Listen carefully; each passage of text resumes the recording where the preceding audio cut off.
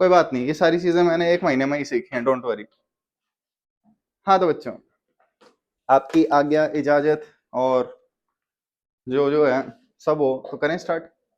हमारे पास एक्सपेरिमेंट है फोर्थ वाला। इससे पहले के एक्सपेरिमेंट हम देख चुके हैं, metre scale mass of given objects by the principle of moments. करें स्टार्ट।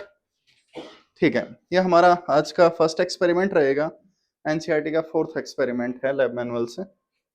आइए एक्सपेरिमेंट स्टार्ट करते टाइम कुछ चीजें समझ लो। The first thing is moment of. Anyone? Moment of, ये वर्ड तुमने सुना है, क्या मतलब था? जनरली इसका मतलब आर क्रॉस होता है या इसका मतलब परपेंडिकुलर डिस्टेंस होता है। ठीक है, जनरली, हमेशा नहीं, कुछ कंडीशंस देख लेना। जैसे मोमेंट ऑफ इनर्शिया हो गया, वहां आर क्रॉस आता है, लेकिन कैसे आता है ये हमने कभी डिस्कस नहीं किया, तो मैं उसे अब भी डिस्कस नहीं करने वाला। अब वापस आओ, देखो हमारे पास क्या है, moment of momentum. Anyone? Formula क्या था? आर क्रॉस पी, ये वाला फॉर्मूला था। Moment of force, torque. ठीक है, तो वैसे ही अब हमारे पास है मोमेंट ऑफ मास, ये वाली टर्म। ठीक है, इसे देखने से पहले एक बार आर सेंटर ऑफ मास का फॉर्मूला याद है किसी को? सेंटर ऑफ मास पार्टिकल्स के लिए m1 r1 m2। ठीक है, सो मास इनटू डिस्टेंस या location of mass, this term is called moment of mass. ठीक है, ये वाला मोमेंट ऑफ मास था।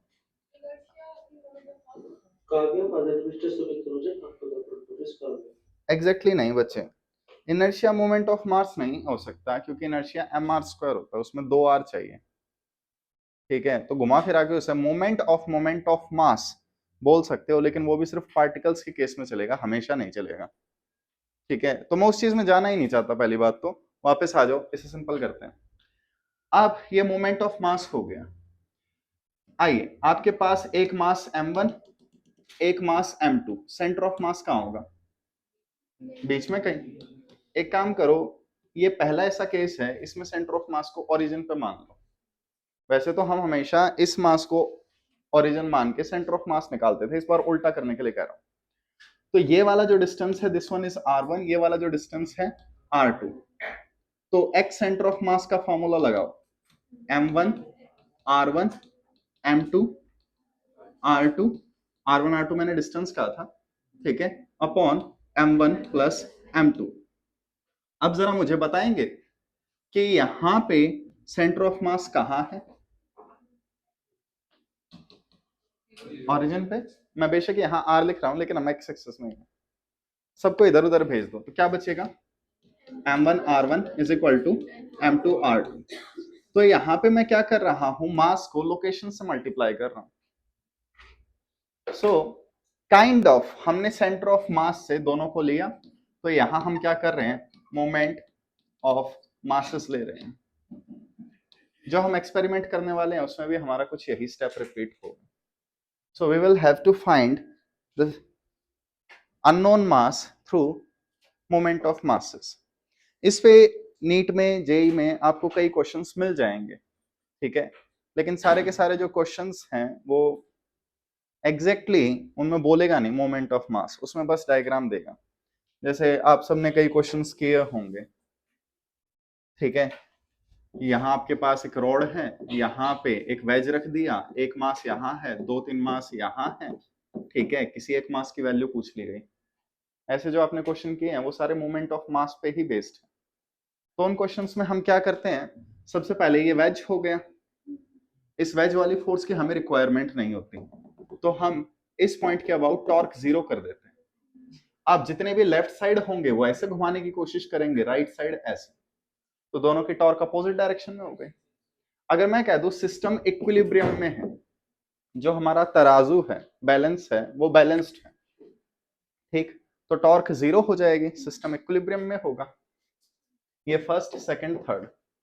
तो फर्स्ट की टॉर्क m1 r1, ये डिस्टेंस आपको परपेंडिकुलर वाला चाहिए। मोमेंट ऑफ में परपेंडिकुलर डिस्टेंसेस देखते हैं। ये वाला M2R2 और M3R3। अब आप देखिए परपेंडिकुलर डिस्टेंस हमेशा वेक्टर से निकाला जाता है जबकि मास वेक्टर नहीं। तो हमने यहाँ परपेंडिकुलर डिस्टेंस किससे लिया है? mg से, हर केस में mg से। लेकिन आई होप आपको पता हो, सबके पास g था तो वो कैंसल आउट हो गया।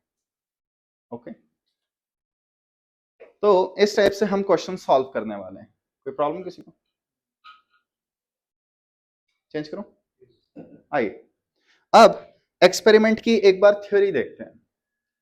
तो सबसे पहले लेट जैसे आपको ये एक्सपेरिमेंट लैब में करना पड़ गया, तो आपको क्या करना है? आपको कोशिश करनी है आपके पास कोई मीटर स्केल वगैरह हो या कोई भी एक रॉड वगैरह हो, जहां तक पॉसिबल हो सके ये वाली मासलेस लेने की कोशिश करना।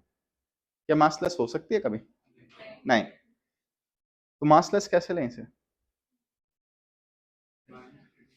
इसके सेंटर ऑफ मास पे जाना और वहीं से इसे लटका देना, वहीं से इसे सस्पेंड कर देना। ठीक है, तो यहां पे रोप होगी, टाइटनेस होगी कुछ, यहां क्या होगा? mg होगा। इसका जो मास है वो अपना वेट लगा रहा है, लेकिन उस वेट का हमारी इक्वेशन में कोई रिजल्ट नहीं आएगा। अगर मान लो ये जो रॉड है, मैंने कोई 1 मीटर की स्केल वगैरह ले ली, मैंने इसी गलती से यहां से पिवट कर दिया, तो अब इसके सेंटर ऑफ मास पे mg आएगा ही आएगा, तो हमारे पास वेरिएबल ज्यादा हो जाएंगे। ठीक है, अब इसे यहां से पिवट करना है, तो लैब में हमारे लिए पिवटिंग इजी नहीं है। जो तराजू आपने देखा होगा उसमें बीच में एक छेद होता है जिसके अबाउट बैलेंस घूमता है। हम लैब में स्केल में छेद वगैरह नहीं कर सकते। तो आपके पास दो चॉइसेस हैं। पहली चॉइस, आपने एक स्केल को लिया, उस स्केल को एक थ्रेड से बांध दिया ऐसे, ठीक है, और उसे लटका के कर रहे हो। ये एक्सपेरिमेंट ज्यादा अच्छा नहीं है। जैसे ही आप मासेस लटकाओगे स्केल थोड़ी सी आगे पीछे फिसलेगी, और जैसे ही ये स्केल फिसल रही है आपका एक्सपेरिमेंट गलत हो जाएगा। दूसरा केस, आपने कोई वेज ले लिया बिल्कुल पतला सा, यहां से बिल्कुल शार्प होना चाहिए, इसके ऊपर स्केल को रखा, ठीक है, तो 1 मीटर स्केल है, कहां से बैलेंस होगी? 50 सेंटीमीटर से, आइडियल केस में, लेकिन प्रैक्टिकली नहीं होगी। तुम कभी भी कोई स्केल लेके देखो तो तुम देखना मार्किंग यहाँ से शुरू तो होती है, लेकिन यहाँ खत्म होने के बाद उनकी कुछ एड वगैरह लगी होती है। ठीक है, तो पहले तुम्हें क्या करना होगा? इस स्केल को लिया, इसे आगे पीछे 2-3 बार रखा, और जैसे ही ये हॉरिजॉन्टल हो जाए, मूव ना करे, वहां पे तुम्हें इसका सेंटर ऑफ मास ढूंढना पड़ेगा प्रैक्टिकली। आइडियली तो ये 50 सेंटीमीटर पे होगा। ठीक है, अब यहां पे हम ये जो है ये पिवट पॉइंट है, इसे ओरिजिन लेके चलेंगे एक्सपेरिमेंट। तुमने क्या किया? तुमने एक मास लिया, उस मास को एक थ्रेड के थ्रू यहां से सस्पेंड कर दिया। ये वाला मास नॉन होगा, let just call it capital M। ठीक है, ये वाला मास जो है इसकी वैल्यू आपको पता होगी। कोशिश करना है यहाँ पे हल्का सा फेविक्विक वगैरह लगा दो ताकि थ्रेड इधर उधर मूव ना करे, और इसकी लोकेशन थोड़ी अच्छे वाली चूज करना। जैसे ये जो डिस्टेंस है, ये डिस्टेंस तुम कुछ ऐसा ले लेना जिससे मल्टीप्लाई डिवाइड इजी हो। ठीक है, 30, 40, 50, कभी 27.35 ऐसे नंबर ले लो, फिर कैलकुलेटर यूज करने पड़ेंगे। अब यहाँ पे हमारे पास एक मास है m और इसकी वैल्यू अननोन है। तो एक्सपेरिमेंट क्या है? To find an unknown mass through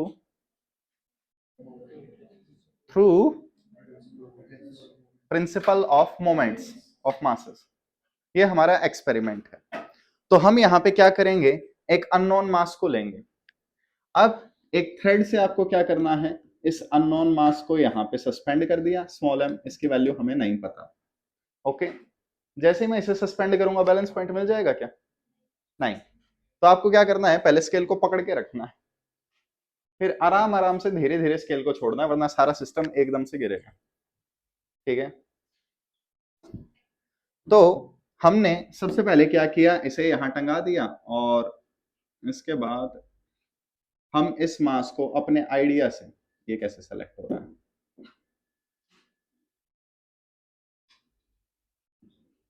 हम इस मास को अपने आइडिया से थोड़ा सा आगे पीछे करेंगे, करते रहेंगे, और फिर अगर आपको इस पूरी लेंथ पे न्यूट्रल पॉइंट वगैरह नहीं मिल रहा है, ठीक है, तो आपको थोड़ी टॉर्क ज्यादा चाहिए, तो इस मास को थोड़ा सा और पास करके आपको बैलेंस करना पड़ेगा।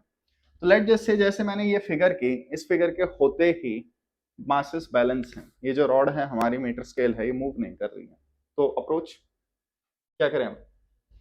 ये डिस्टेंस मेजर कर सकते हो r1, ये डिस्टेंस मेजर कर सकते हो r2, ये ओरिजिन पे है, क्या लिखूं? m1 r1 m2 r2, ये वाला हमारा अननोन वेरिएबल था, तो इसकी वैल्यू क्या होगी? m r1 by r2। ठीक है, ये नोट कर लीजिए, ये हमारा principle of moment of masses है।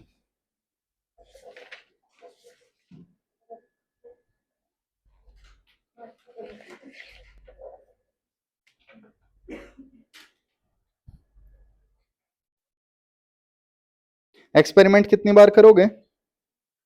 मिनिमम 3 बार, अलग अलग डेटा के साथ।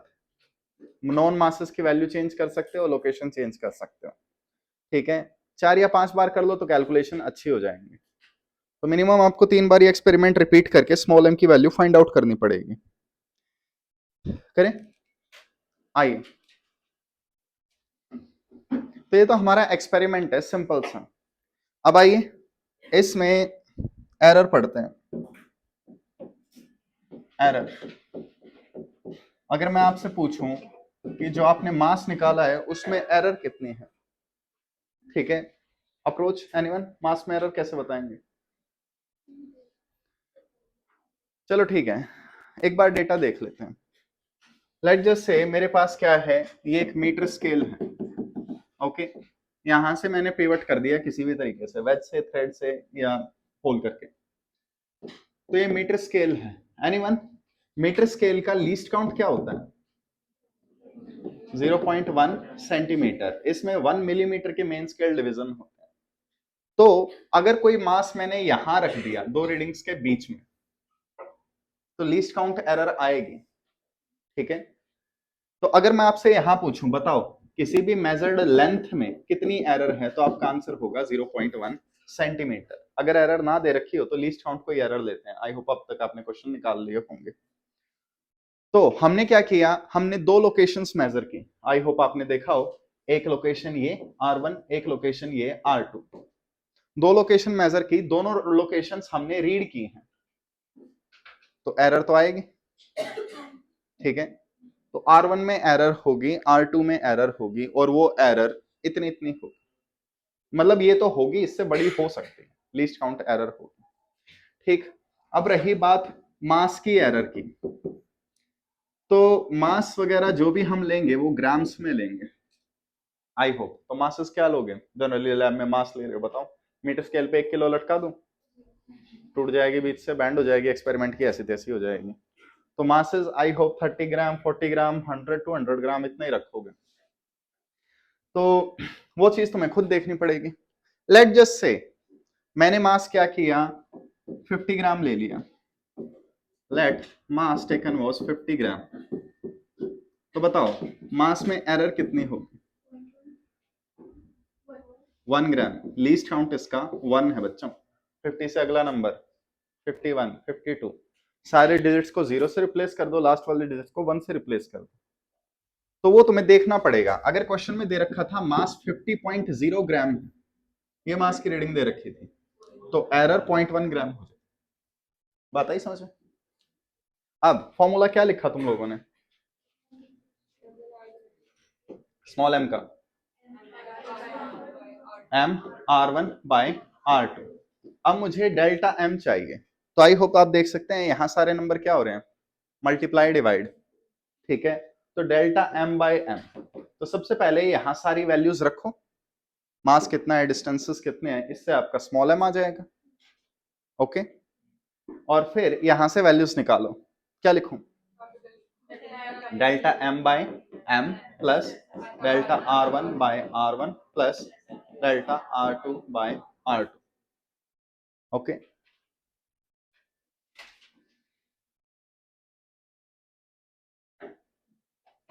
बट हमारा क्वेश्चन यहाँ खत्म नहीं होता। एरर, हाँ भाई, R1 में कितनी एरर है, डेल्टा R1 की वैल्यू कितनी है, मान जाओ अगर कोई बता दे तो। डेल्टा R1 डेल्टा R2 0.2 होंगे, अगर कोई 0.1 कहना चाहे तो। आ जाओ देखते हैं। ठीक है, ये डेल्टा R1 ये डेल्टा R2, इनकी एरर 0.2 सेंटीमीटर होगी।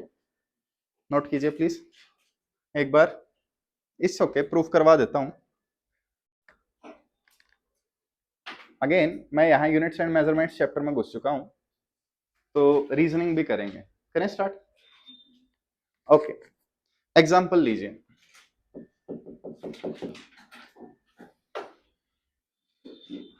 ये मेरे पास एक आइडियल मीटर स्केल है, ये रीडिंग हो गई 50.0 सेंटीमीटर। ओके, आई होप आपको पता हो लीस्ट काउंट उतना जा रहा है, डेसिमल में एक प्लेस, इसलिए मैंने 50.1 बोला है।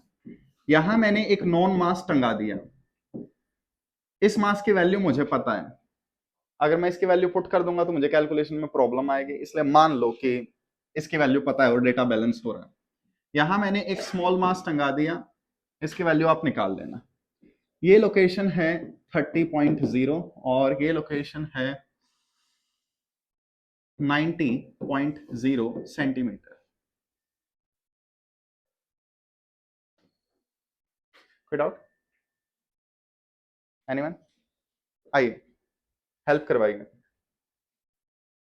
ये जो डिस्टेंस है, ये डिस्टेंस R1 है। ठीक है, मैंने ऐसे दिखाया है, पिछले केसेस में ऐसे दिखा रहा था, मैं नेगेटिव में नहीं घुसना चाहता, मैग्नीट्यूड में रहना चाहता हूँ। ठीक है, तो R1 की वैल्यू क्या होगी? एग्जैक्टली नहीं, 50.0 माइनस 30.0, तो R1 की वैल्यू कितनी आ गई? 20.0 सेंटीमीटर। यहां तक कोई डाउट? अब ये तो चलो सेंस बना रहा है, एक बार नॉन सेंस सेंस से देखते हैं। अगर मैं आपसे पूछूं x centre of mass, centre of mass की लोकेशन क्या है? 50.0 प्लस माइनस 0.1, ऐसे रिपोर्ट करोगे ना। हमें एग्जैक्टली कंफर्म नहीं है कि वो एग्जैक्ट 50 पे है, कोई भी चीज हम एग्जैक्ट मेजर नहीं कर सकते, तो उसे हम क्या रखेंगे? ठीक है, प्लस माइनस। फिर जो पहला मास है ये हमारे पास x1, इसकी लोकेशन क्या है? 30.0 प्लस माइनस 0.1, इसमें भी एरर होगी। और हमारा R1 कैसे आ रहा है?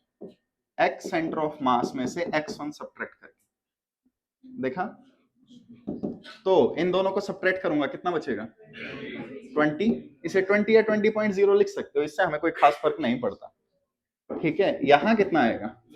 Plus minus 0.2। ओके, लेकिन ये मैंने बहुत ही डिटेल में बता दिया, अगर नीट में ऐसा कोई क्वेश्चन आता है तो आई थिंक वो 0.1 ही लेके चलेंगे।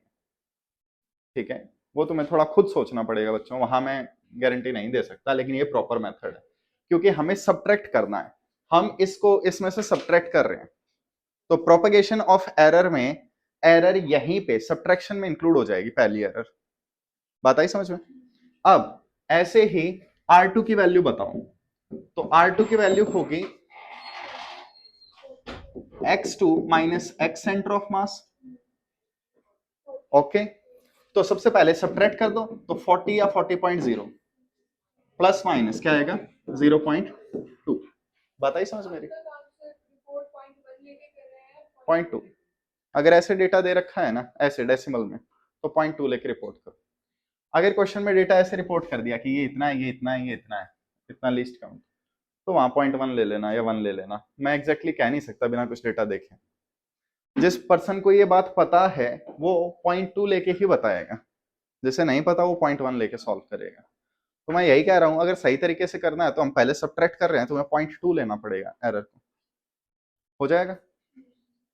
ठीक, तो यहां पे अगर हम वापस आए सोर्सेज ऑफ एरर में, तो मास में एरर होगी, लीस्ट काउंट एरर।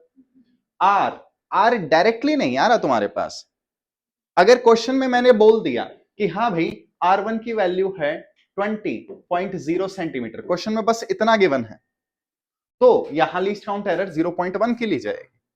लेकिन अगर तुम्हें सब्ट्रैक्ट करके निकालना पड़ रहा है तो R1 में 0.2 की एरर आएगी।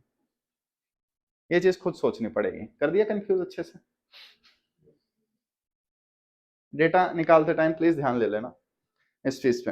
हाँ भाई, प्रिकॉशंस, जो वेज है वो सुन ही लो, इसमें कुछ एक्सपेरिमेंट नीट में ऐसे करवा नहीं सकते। जो वेज है जिस पे तुम एक्सपेरिमेंट कर रहे हो, यहाँ पे पहली चीज ये टाइट होना चाहिए, कहीं पता चले मास रखते ही ये सरक रहा है। दूसरी चीज ये शार्प होना चाहिए, बिल्कुल पैना। ऐसा नहीं है कि ये जो वेज है तुम्हारा ऐसा है, ये वेज अगर ऐसा हो गया तो स्केल इस पे अपने आप बैलेंस हो जाएगी गलत लेंथ पे भी। तो ये बिल्कुल शार्प होना चाहिए, ठीक है। मीटर स्केल जो है उसका मास डिस्ट्रीब्यूशन यूनिफॉर्म हो, नहीं है तो सेंटर ऑफ मास ढूंढो। और जो थ्रेड यूज कर रहे हो वो पतले हो और मजबूत हो। जो तुमने थ्रेड यूज किए हैं वो काफी मोटे यूज कर लिए, तो वो थ्रेड गलत जगह पे भी टाइट रहेंगे। ये चीज तुम्हें सोचनी पड़ेगी। हाँ भाई, सोर्सेज ऑफ एरर, एरर क्या क्या आ सकती है। मीटर स्केल की रीडिंग गलत हो सकती है, हो सकता है कोई फॉल्टी स्केल ले लियो, कैलिब्रेशंस गलत हो, ठीक। और थ्रेड्स हैवी हो, और थ्रेड परपेंडिकुलर ना हो, कोई टेढ़ा मेढ़ा टंग गया। कभी अगर आपने लूप्स वगैरह लगाए हैं तो हो सकता है ये एक मीटर स्केल है, इसके ऊपर लूप थोड़े से ऐसे लगे हुए हैं, ये वाले दिक्कत कर सकते हैं। ओके, क्वेश्चन देखते हैं इस पे। लिखिए क्वेश्चन।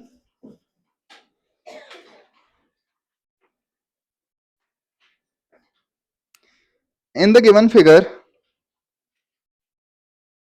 Find small m।